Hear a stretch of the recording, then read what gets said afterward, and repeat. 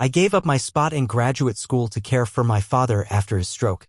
My brother said he was too busy with work, so I moved back home, took a job I hated, and cooked every meal. When Dad finally got better, he gave my brother his car and said he's always been the responsible one. I just stared at them in silence. Later that night, my brother texted me a meme with the caption, "Some people are just built to serve." I never replied. My name is Nate. I'm 29, and 2 years ago, I was living in Chicago working part-time at a clinic while getting ready to start grad school. I had finally been accepted into a clinical psychology program I'd applied to twice before. It wasn't just any school either, it was Northwestern. My dream. I remember getting the acceptance email while I was eating leftover Chinese in my apartment. I screamed loud enough that my upstairs neighbor knocked on the floor. I called my dad right away. He said he was proud. Said Mom would have been proud too. Then 2 weeks later, everything stopped. It was a Thursday. I was at work when my aunt called. My dad had collapsed at home. It was a stroke. Not fatal, but serious enough that he couldn't be left alone anymore. His speech was slow. His movements were shaky. He needed someone there constantly. I flew home the next day. At the hospital, I saw him hooked up to machines, confused, slurring his words, trying to lift his hand but failing. That broke me. After he came home, the question came up. Who would take care of him? Dean, my older brother, lives in Dallas. He's a product manager at some tech company and spends half his life on conference calls. He said he'd do what he could, but had a pretty intense Q2 coming up. I remember sitting there during that family video call, watching him sip some fancy drink while casually saying, "I can't just disappear from work for months." I didn't even think about it. I said I'd move back. I'd take care of Dad. I called my school, told them I had a family emergency, and asked to defer. They agreed, but only for 1 year. I moved back to Marietta, Georgia, and walked back into my old childhood room. It still had the same twin bed, the old wooden desk, and the posters of Derek Jeter and Mario Kart. It was like stepping into a time capsule, except now I was 27 and taking care of my sick father. I found a job at the local pharmacy, the same one I worked at when I was 16. Low pay, weird hours, but it gave me some income and flexibility. I didn't complain. I was too tired to complain. I cooked every meal, breakfast, lunch, and dinner. I helped him shower. I changed his sheets. When he couldn't hold in his bladder, I did laundry at midnight. I took him to every appointment, managed his pills, paid the bills, cleaned the house, sorted through his insurance, and handled paperwork he didn't even understand anymore.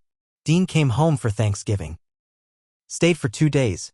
Brought a $90 bottle of wine and a pie from Whole Foods. He patted Dad on the back and said, "You're doing great, old man." Then he flew back to Dallas. In April, he came again. Stayed 3 days this time. Brought his new girlfriend and treated the weekend like a vacation. Took selfies with Dad. Posted one on Instagram with the caption, "Lunch with my hero." I took the photo. Meanwhile, I missed birthdays, weddings, job interviews. My friends stopped calling. I was too tired to talk anyway. Every day I felt like I was erasing myself for someone who didn't even know what I gave up. But I thought it would be worth it. I thought maybe Dad would see. Maybe Dean would realize. Then came the day Dad told us he wanted to settle some things. We were sitting in the living room. Dad had a folder on his lap. Dean had flown in again just for this. He was drinking a cold brew and acting like he was bored. Dad said he was splitting the assets early. I didn't even know there were assets. He talked about the house, the bank accounts, and then the car. The Buick. The one he drove since Mom died. Still in good condition. Only 60,000 miles. He looked at Dean and said, "I'm giving the Buick to you. You've always been the responsible one." I didn't speak. I couldn't. I looked at Dean. He raised his eyebrows and said, "Oh, thanks, Dad." I just stared. I had cleaned the car every month. I took it in for oil changes. I paid to fix the transmission last summer, and Dad gave it to Dean.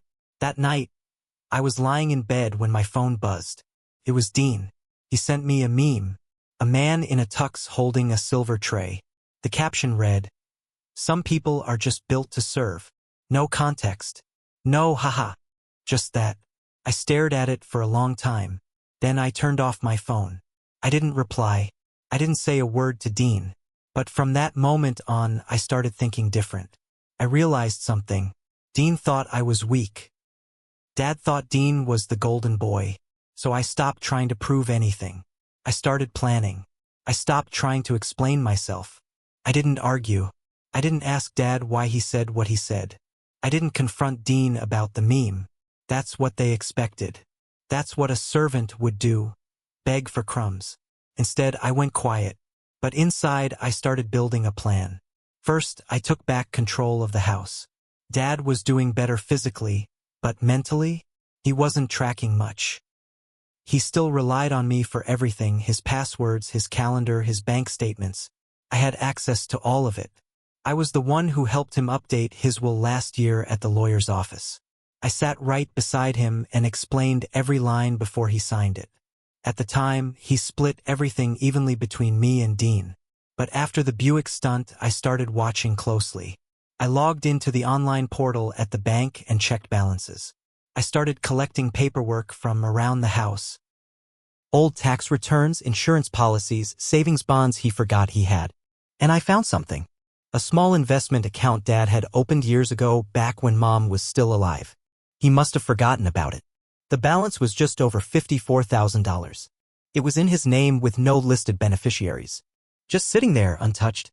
So I printed it. Tucked it away. Didn't say a word. The next time Dean visited was in August. He stayed 4 days. Told Dad he might move him to Dallas eventually. Get him better care. He said it like he was doing him a favor. I watched the way Dad lit up when Dean was around. Like a kid chasing his father's approval. Even though I was the one who wiped his mouth every day and helped him relearn how to walk. Dean pulled me aside on the last night. We were in the kitchen. He opened the fridge, grabbed a soda, and said without looking at me, "I know this hasn't been easy on you. I respect what you've done." I didn't say anything. Then he smiled, just a little, and added, "But let's be real. We both know you were never going back to grad school." I stared at him.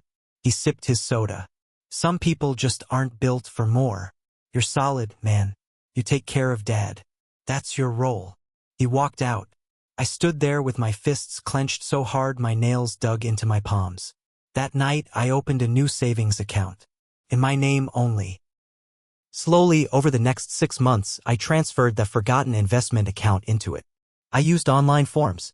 Everything legal. I had power of attorney and full online access. Dad never noticed. Then I started phase 2.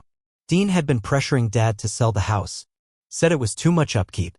What he really meant was, sell it, split the money, and let Dad live in some apartment closer to him. I knew Dean was already in debt. Credit cards, car payments, private loans he probably took out to keep up appearances. So I made a suggestion. Let's say we sell it. You can have your half, and I'll use my half to take care of Dad full-time. That way, he stays with someone he knows. Dean agreed without blinking. I called a real estate buddy from high school. We cleaned the place up and listed it. House sold in February. $318,000 total. Split evenly, $159,000 each. Except I didn't give Dean his half right away. I told him there was a delay with the closing documents. Said the title office messed up some forms. In the meantime, I moved Dad and myself into a small rental house across town, cheaper, easier to manage, just enough space. Then I used that $159,000 to pay off my student debt. Paid off my car. Paid off every bill I had. I even prepaid rent for the next year. Dean started calling, texting, emailing. He asked about the money. He got more and more aggressive. I ignored most of it. Just sent one message, "Some people are just built to wait." Dean didn't take it well. At first, he played it cool. Sent a few, just checking in texts. Then came the calls, long voicemails about how he was trying to be patient, how he trusted me but needed the money sooner rather than later. I kept everything polite. I told him the funds were pending. That was technically true, just pending in a way that would never clear. Then came the message that showed he was cracking. "If you don't send me my share, I'll come down there and make sure Dad knows what kind of snake you are." That's when I made my next move. I pulled out the file from the closet. The one with the power of attorney forms all signed and notarized. I scanned them in. Attached them to a polite but direct email. "Just so we're clear, I'm the legal financial caretaker. If you want to dispute anything, you can get a lawyer. But keep in mind, Dad's mental capacity is documented." That hearing last year? The one where his doctor testified? That's all on record. He didn't reply for 2 days. When he did, all he said was, "You're sick."